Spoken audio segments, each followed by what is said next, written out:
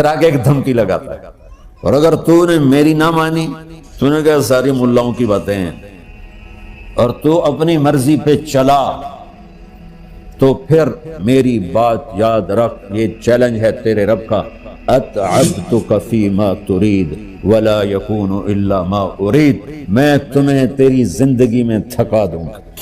کہ جنہوں نے اتنے گناہ کیے ہیں کہ ان کا جسم گناہوں میں ڈوب گیا ہے، وہ نظر ہی نہیں آتا، صرف اوپر گناہ ہی گناہ نظر آ رہے ہیں،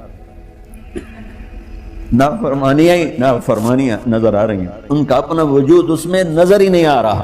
اللہ کہہ رہا ہے یا عبادی، اور تسی بھی میرے ہی ہو، آ جاؤ آ جاؤ۔ بتاؤ ایسے مہربان رب سے بغاوت کرنا ہے کوئی غیرت کی بات؟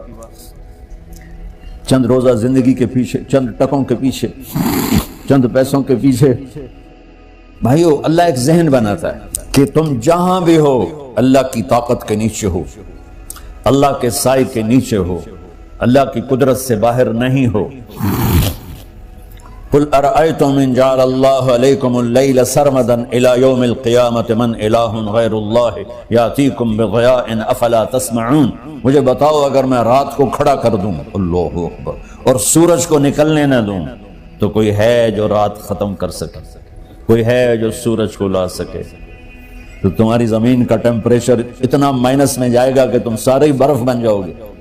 پھر اللہ کہتا قل ارأیتم ان جعل اللہ علیکم النہار سرمدا الى یوم القیامہ من الہ غیر اللہ یاتیکم بلیل تسکنون فیہ افلا تبصرون، مجھے بتاؤ اگر میں دن کو کھڑا کر دوں، آسمان کے وسط میں سینٹر میں سورج کو کھڑا کر دوں، اسے ڈوبنے نہ دوں، کوئی ہے تیرے رب کے سوا جو اس کو لے جائے اور جا کے وہاں غروب کر دے؟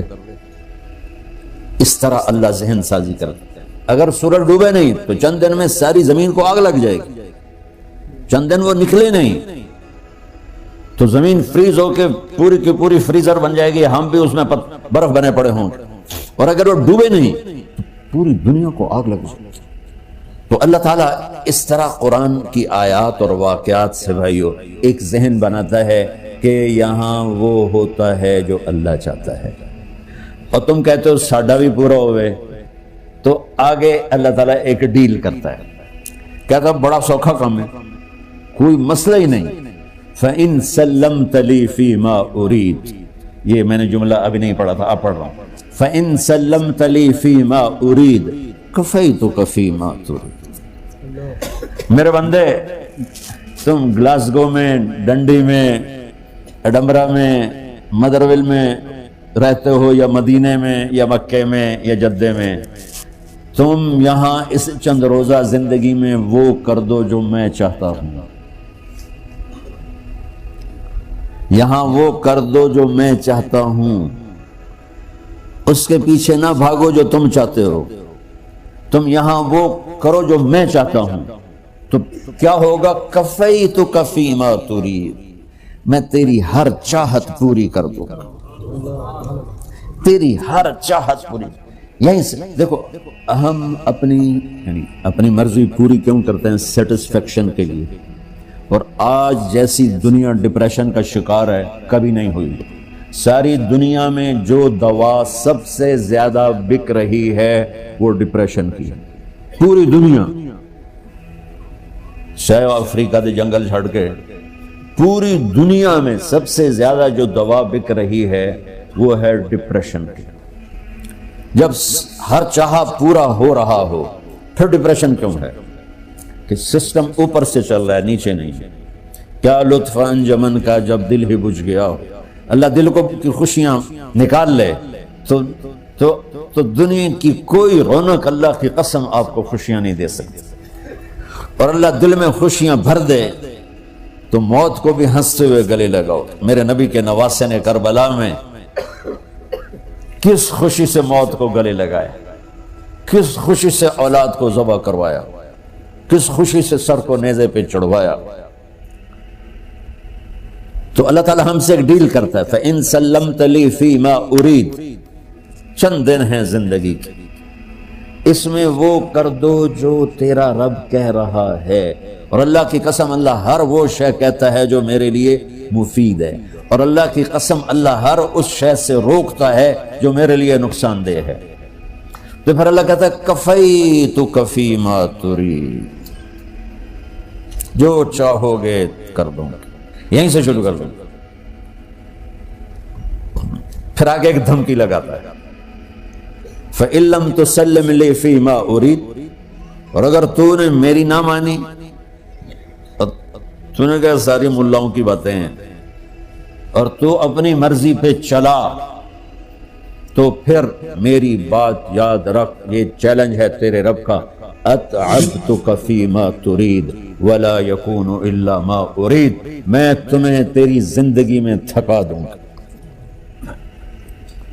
جس کو آج ڈپریشن کہتے ہیں، میں تجھے تیری زندگی میں تھکا دوں گا، تیری خواہشات پوری کر کے بھی تجھے رلا دوں گا، اور پھر آخر میں ہوگا وہ جو تیرا رب چاہتا ہے۔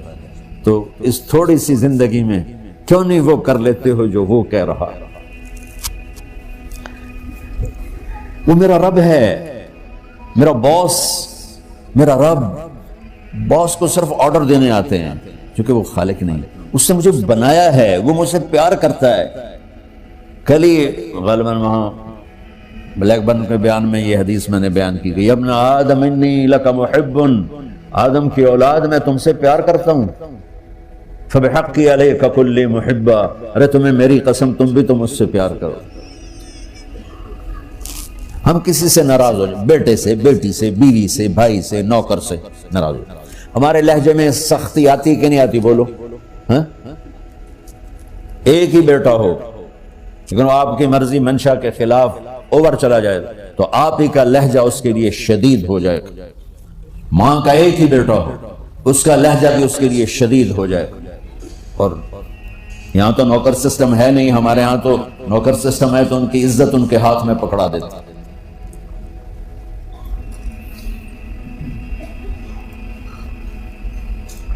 اللہ ہمارے ساتھ کیسے بات کرتا ہے؟ کس سے؟ نافرمانوں سے۔ جس آدمی کے پاس پاور ہے اور اس کے نیچے کچھ لوگ ہیں، جب اسے اپنے لوگوں میں کمی نظر آئے گی اور غلط کام کرتا دیکھیں گے، وہ ضرور روڈ ہو جائیں گے۔ ایک ہی 100 باری سمجھایا، پھر انہیں کرن بیٹھ جان دو، شرم کرو، کچھ مفتی روٹیاں کھان دو، مفتی تنخواہ لیں دو۔ یہ پوری دنیا میں یہی ہو رہا ہے۔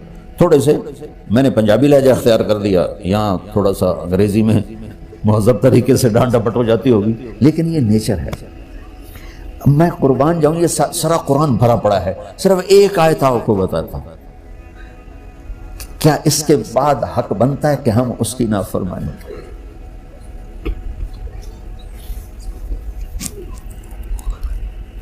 کچھ لوگ ہیں جن کے بارے میں اللہ کہتا خلطوا عملا صالحا وآخر سیئا، میرے کچھ بندے ایسے ہیں کبھی نیکی بھی کر لیتے ہیں کبھی گناہ بھی کر لیتے ہیں۔ یہ اللہ تعالیٰ قرآن میں خود بتا رہا ہے کہ میرے کچھ بندے ایسے ہیں، کبھی بڑے نمازی بن جاتے ہیں، کبھی مسجد کا راستہ بھول جاتے ہیں،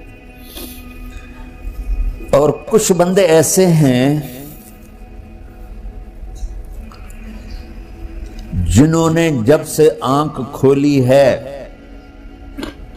اس دن سے لے کر آج تک ایک کام اللہ کو راضی کرنے والا نہیں کیا۔ ایسوں سے بھی دنیا بھری پڑی، اور ایک بہت بڑا دنیا کا طبقہ ہے جو اللہ کو جانتا ہی نہیں ہے، جانتا ہے تو غلط طریقے سے جانتا ہے، اور ایک بہت بڑا طبقہ ہے جو اللہ کو مانتا ہی نہیں، کہ ہے ہی کوئی نہیں، ایتھیسٹ ہوں میں ایتھیسٹ ہوں۔ تو میرے بھائیو، میں اللہ کی قسم کھا کے کہہ رہا ہوں کہ کس محبت سے اللہ نے ان لوگوں کو پکارا ہے، کاش میں آپ کو اس کی وضاحت کر سکوں۔ یا عبادی الذین اسرفوا علی انفسہم، مجھے اپنے بیٹے پر بھی غصہ آتا ہے تو میں کہتا نکل جا، تو میری اولاد ہی نہیں ہے۔ میں دین سیکھنے جانا چاہتا تھا، میرے والد رحمۃ اللہ علیہ مجھے ڈاکٹر بنانا چاہتے تھے، میں اس سے بہتر راستہ اختیار کر رہا تھا، لیکن میرے باپ کی مرضی نہیں تھی، تو انہوں نے مجھے فرمایا کہ تم مولوی بننا ہے تو میرے گھر ہی چوں نکل جا۔ میرے کانوں میں وہ الفاظ آج بھی گونج رہے ہیں۔ وہ میرے خالق نہیں تھے، میرے والد تھے، خالق تو میرا اللہ ہے۔ اور میں اللہ کی فرما برداری کا ایک کام نہیں کرتا ہوں، اللہ کی فرما برداری کا ایک کام نہیں کرتی مرد عورت، ٹھیک؟ تو اللہ کو غصہ اس حساب سے آنا چاہیے کہ بدبخت ہو، بے غیرت ہو، شرم نہیں آتی تنوں ڈوب کے مر جاؤ، میں قربان جاؤں۔ اللہ کہتا ہے یا عبادی، او میرے بندو۔ یہ پتہ کن کو کہہ رہا ہے؟ جو تبلیغ کرتے ہیں، جو علم پڑھتے ہیں، جو یہ بچے کی طرح مصلی پہ نماز پڑھاتے ہیں، جو میری طرح ممبر پہ بیٹھ کے دین بیان کرتے ہیں، جو راتوں کو اٹھ کے تہجد پڑھتے ہیں۔ میرے بندو، آپ نے دیکھا وہ شہد ایک دھار بناتا ہے، ٹپکتا ہوا نیچے آتا ہے نا، اللہ کی قسم اس آیت سے اللہ کی محبت کا شہد یوں نکلتا نظر آتا ہے۔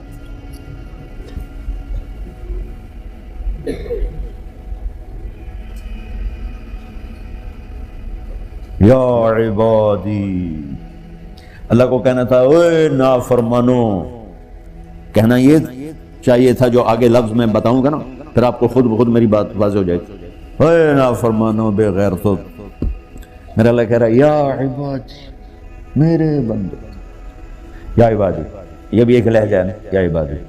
او بھائی گل سنو، ایک لہجہ بھائی، سب حضرات توجہ فرمائیں، کتنا فرق پڑ گیا ہے۔ پہلے لہجے میں بدتمیزی تھی، دوسرے لہجے میں آپ سب کا احترام تھا۔ میرا رب تو بے نیاز ہے، اس سے ہماری کیا ضرورت ہے، سارے آسمان سجدے سے بھرے پڑے ہیں، فرشتے مقدے ہی نہیں۔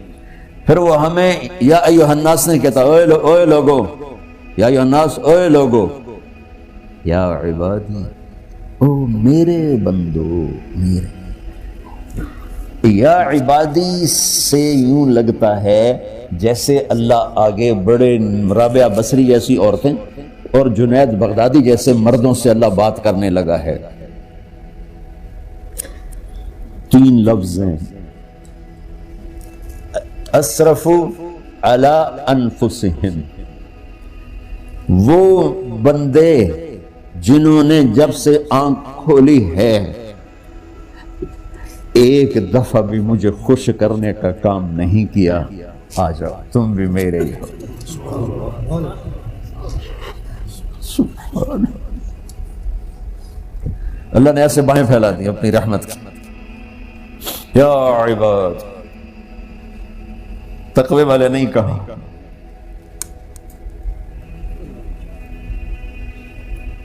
روزے والے نہیں کہا، پردے والی عورتوں کو نہیں کہا، حلال کمانے والے، تہجد پڑھنے والے، علم پڑھنے والے۔ اعلیٰ کا مطلب یہاں بہت طاقتور ہے، عربی کے حرفوں کا بھی مطلب ہوتا ہے، اعلیٰ کا یہاں مطلب ہے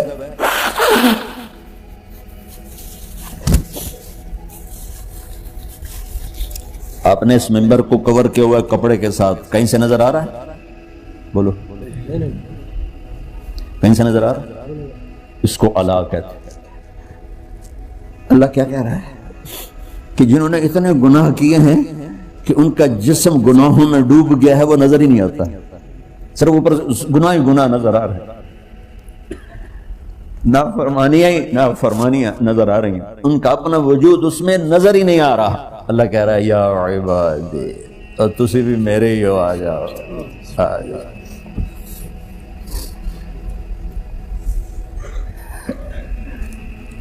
بتاؤ ایسے مہربان رب سے بغاوت کرنا ہے کوئی غیرت کی بات؟